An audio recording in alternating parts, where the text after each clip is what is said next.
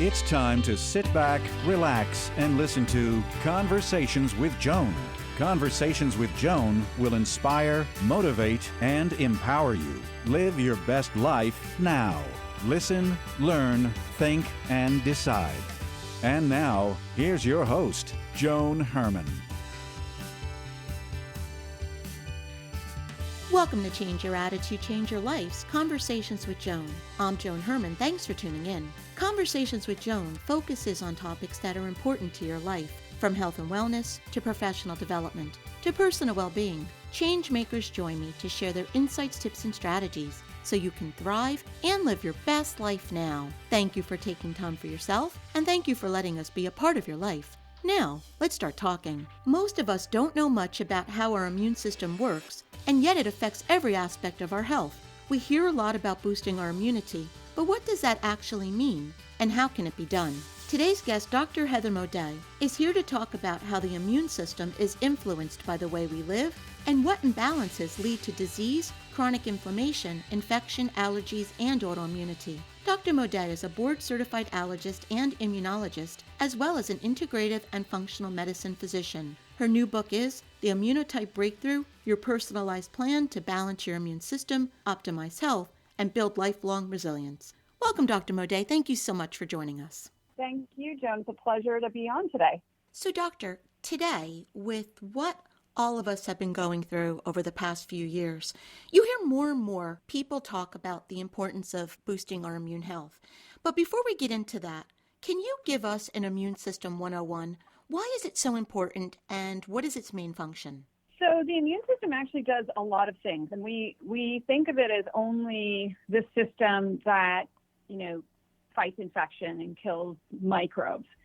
But actually, it does a lot more than that. That is a very important thing. Without an immune system, we would not be able to survive, viral infections, fungal infections, bacterial infections that, sometimes we don't even feel because they're so mild. But we also do a lot of repair. So it is the way that we constantly repair our bodies throughout our lives from every little insult that we come in contact with. And so, if we are not able to constantly repair our cells and our tissues, we would age very quickly and die very quickly. So it's, the way you can think of the immune system, it's sort of everywhere in the body. It affects all of our tissues, and it is both the system that protects us from things that are potentially harmful, but it's also the thing that repairs and rejuvenates our cells as we age. During the pandemic, we've heard a lot of people mention the word immunocompromised. What does that mean, and what does our immune system need in order to function at its best? Yeah, so that's probably a multi-part question, but I would say that, being immune compromised can come from different sources. So, for example, some people are immune compromised because of diseases that they have. For example, if they have, HIV, which is obviously a virus that weakens the immune system, or, perhaps they're taking medications, such as steroid medications or chemotherapy that is suppressing our immune system, so that puts them in an immunocompromised state. Also, as we age, our immune system does get a little weak, although there are ways to counteract that. But we have a process that's called immunosenescence, which essentially means that, our immune system becomes a little sleepy or a little bit slower. And that happens. So you can be sort of immune compromised perhaps when you're much older. But then there's a lot of us that are immune compromised because of how we eat and how we sleep and our stress levels, or maybe we're dealing with other diseases like diabetes, which can actually weaken our immune system. So there's lots of different ways that we can be compromising our immune system just by the way that we live our lives. So sticking with the lifestyle choices, because this, I think, is so important, because we've all felt so helpless. But when you understand the power that we have, I think that it really is a game changer, because I'm one of those people who tries to do everything to keep what I call my army in top form. So how do things like the way we behave, the things we eat, the environment, how do all of these things that are within our control, How do they impact immune function? So there's lots of different things that we as humans do behaviorally that affect our immune system. And I would say one of the major things, of course, is what we put in our mouths, like what we actually eat, because you have to feed your immune system. We have all these different specialized cells like T cells and B cells. Obviously, B cells create antibodies. We have so many different things that we sort of need to feed these cells in order for them to work at their maximum capacity. And so, I always have people focus on things that are what are called antioxidant-rich foods. And many of these are the fruits and vegetables that we eat that have tons of pigment. They have a class of chemicals called polyphenols, which are actually what creates the pigment in these plants. And those are very, very effective at sort of putting out fires, preventing inflammation from occurring or stopping inflammation when it gets out of control, and preventing what we call free radical damage from things that are in our environment that we deal with on a daily basis. So that's a really good place to start in terms of nutrition. The other thing that you can do nutritionally is feed our microbiome in our gut, which is the living organisms, mostly bacteria, but there's trillions and trillions of them that live in our digestive system that really communicate with our immune system. So it's almost like we have these creatures inside of our gut, which can then sort of give messages, sort of modulate and mediate the responses of the immune cells that are just beyond the gut wall. So, by doing things like eating lots of fiber, that's really, really key. Eating some fermented foods or foods that might have some natural probiotic or beneficial bacteria in them. This is another way people can really take a big step towards improving their immune system through food. Paying attention to our gut health, that would be one of the best ways that we can keep our immune system functioning? Absolutely. And, this has been a really active area of research. It's not in the sort of alternative medicine realm anymore. We know that so many problems in the gut now are being linked to brain issues, inflammatory brain problems, Alzheimer's disease, mood disorders, but also to things like skin inflammation, acne, different kinds of, eczema. And then also we know autoimmunity, that a lot of the sort of, I would say, backfiring or what I describe as misguided reactions in the immune system can start with some aberrations in our gut microbiome. If the gut health is so important, why aren't doctors focusing there first before medicating or going down different routes? Why is that not the first place of concern? I think that goes back to education. Unfortunately, unlike maybe some other industries like the tech industry, medical training is very sort of staid and old-fashioned, and they have this, it's slow. It's very slow to change. And, old habits die hard, and it usually takes, a decade or two for new information to become part of medical school curriculum. And I think I know that for sure that's the case. I know when I graduated from medical school, and I did go to a traditional 4-year, what I would describe as conventional medical school, which I loved, but, I didn't learn anything about nutrition and, stress management and things that, people were starting to talk about and research on. And it wasn't until I really went out on my own and, got curious and started doing some other training that I picked up on this. So I think that's part of it. And in conventional medicine, too, we have this real sense that we have to have these, placebo-controlled, double-blind trials in order to even recommend something like a lifestyle change, which, really slows down progress, in my opinion. Mm-hmm. And the good news about all of this, doctor, is that you don't need a prescription to do the types of things that you're recommending. Yeah. These are things that we can take Absolutely. Control of in our own life, and there's really no downside to doing it. Absolutely, and I think that's where I question why, some of my contemporary colleagues really feel sort of held back, in a way, because these are things that they can recommend that have no side effects, cost nothing, or, really it doesn't cost anything for patients to make many of these changes.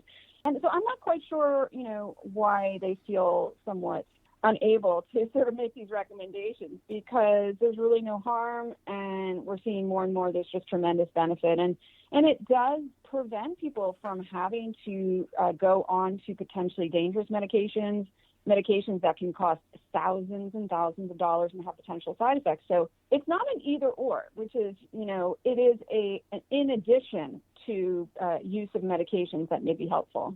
And hopefully through the work of people like you, we're going to be seeing positive changes moving forward.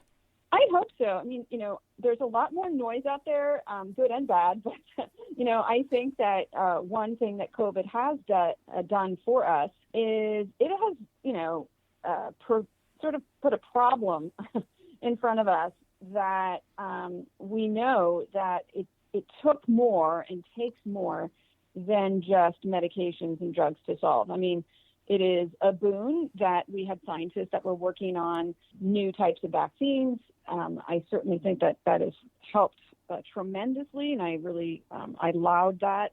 But at the same time, it's brought to light the fact that many Americans and people around the world have issues with their immune system that really can be changed through lifestyle, and that they could make themselves more resilient and maybe less likely to succumb to a virus. And we saw that very plainly, that there was a tremendous dividing line between people who, did okay, contracted the COVID-19, maybe were sick for a couple of weeks, but recovered fully, and people who were either hospitalized, put on ventilators, and then essentially died. So, if you really sort of look at the statistics, there were definitely patterns between who was vulnerable and who was not. And it's just really such an important message, because we'll get through this one, but it's only a matter of time before something else comes our way. And this is our first line of defense for no matter what it is that challenges our health. You're absolutely right, Joan. And I think, we have really relied too much on hiding behind medications to sort of save us. And what we see is that's not the case for the future. And you're absolutely right. There is no probably limit to new types of novel viruses, bacteria that are out there already in the world. These viruses like COVID-19, the SARS family, these have spilled over from animal populations, of course, in the East, in Africa and China, et cetera. And as we continue to, impress upon these areas and develop the world, we're going to have this spillover from animals. And so you're right, it's not going away. We're going to have more challenges in the future. And it's really our responsibility to look to ways to live healthily in this environment and to really, sort of boost up our defenses. So, Doctor, you write about 4 primary immunotypes that underlie the immune imbalances. Can you take us through these 4 and just briefly explain what they are and what they mean? Sure. So, I came to this sort of conclusion because many of the people I work with have different diseases and symptoms that, at the heart have an immune imbalance. And what I noticed were these patterns, and that it wasn't always about sort of boosting everybody in the same direction. That some people were sick because they actually might have an overactive response in certain ways. And so what it came down to was 4 different types. And the first type would be, I call it smoldering.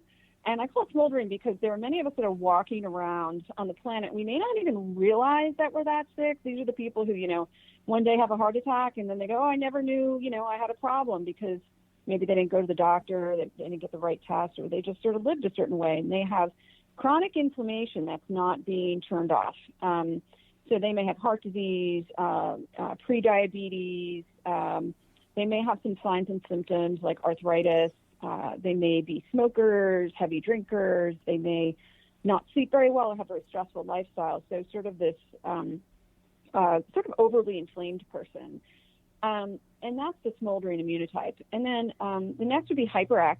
So hyperactive really are the people who have sort of a overreaction to things in their environment that really should not be a threat. So these are people who have allergies generally. They have a very specific immune response. They have an acceleration of certain kinds of T cells a certain kind of cytokines that are very reactive.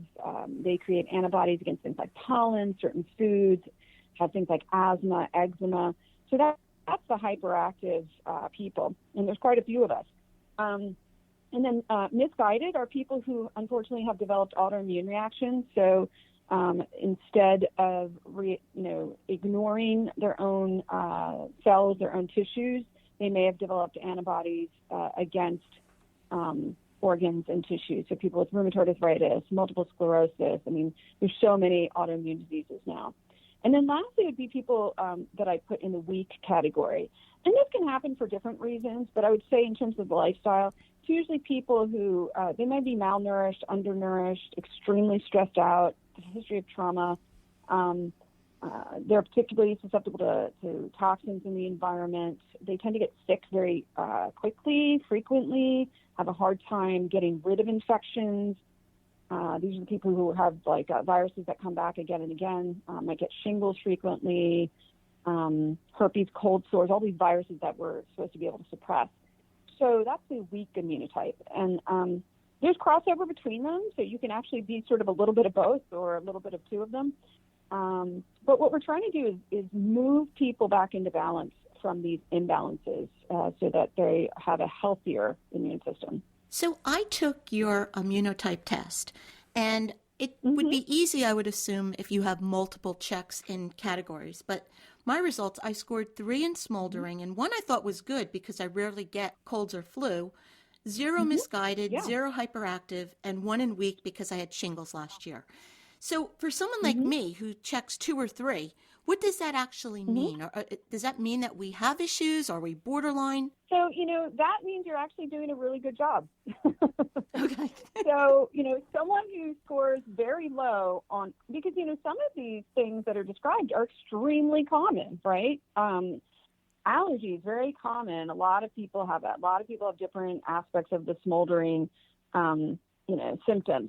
And so it generally means that you're doing a good job, both being able to mount a good, strong inflammatory response to keep things at bay, that you clear things quickly, and that you don't, at least that you know of, have any ongoing signs or symptoms that would indicate that you have an autoimmune disorder or that you have one of these chronic inflammatory issues or smoldering. So I think that for someone like you, it's really just important to look at the chapters that talk about, okay, then how do we keep ourselves really healthy? Like, how do we move forward through life, paying attention to sleep, paying attention to nutrition and stress management, because, at any time in our life, things can come up, right? So we can go through a really stressful period of time, a traumatic event, something like that, and things can go awry. Or with gut health, I've seen many people have pretty healthy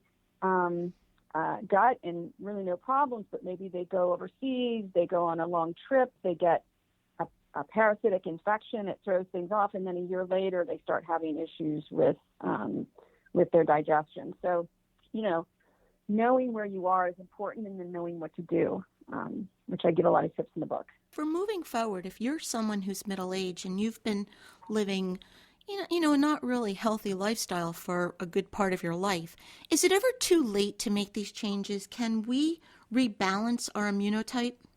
Absolutely. Absolutely. And that is sort of the message that I wanted to get across in the book, because I think that, and what I've seen too, is that many people who are, labeled with a disease, they go to their practitioner and they're told, and this is something I hear all the time, which I find devastating, is there's nothing that you can do about it. You just need to take this medication for the rest of your life. That's it. And part of what I know is that their practitioners are not educated in any sort of lifestyle medicine. They themselves may not live a very healthy lifestyle, so they don't know what to tell them. Like I said, they may be suspicious about things. But that's unfortunate because, we turn over our cells every single day. We're constantly making new cells. And we know that we can reverse diabetes. We can decrease inflammation very quickly with food. We can absolutely change our health with microbiome changes. And that's been proven in research studies. So to tell people that there's no hope, I think is really incorrect. I think it's a bit of a travesty.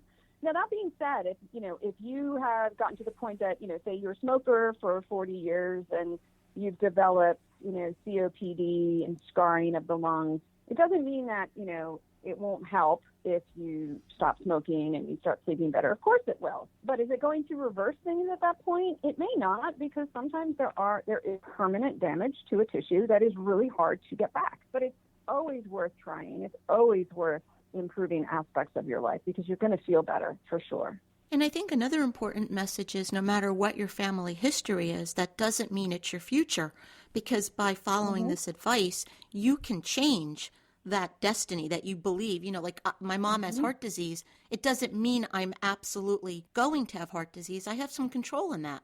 Absolutely. A lot of times when people talk about their family members, well, first of all, they assume that everything is genetic, which is not true. Most illnesses are not genetic, or if there is a genetic tendency, it's extremely small.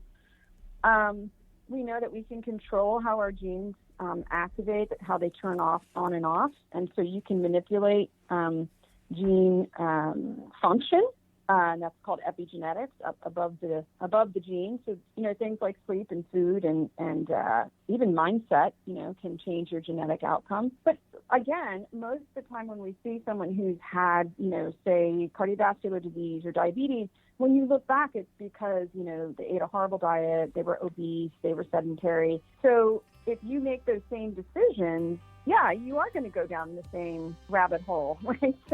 But if you don't do those things, you probably won't. The book is The Immunotype Breakthrough, your personalized plan to balance your immune system, optimize health, and build lifelong resilience. If you'd like to get more information about Dr. Moday and her work, you can visit modaycenter.com. Dr. Moday, thank you so much for joining us. Thank you, John. It was a pleasure. Thank you for joining us. I hope you found the show informative. At Change Your Attitude, Change Your Life, we believe that knowledge is power. Take what you've learned, apply it, and live your best life now. Remember that the information provided is the opinion of our guest and should never replace the advice of a professional who knows your personal situation. If you'd like more information, visit our website, cyacyl.com. That stands for Change Your Attitude, Change Your Life. While on our site, listen to past shows on demand, read the digital magazine, sign up for our mailing list, and be sure to follow the show on social media. Until next time, this is Joan Herman. Thanks for tuning in.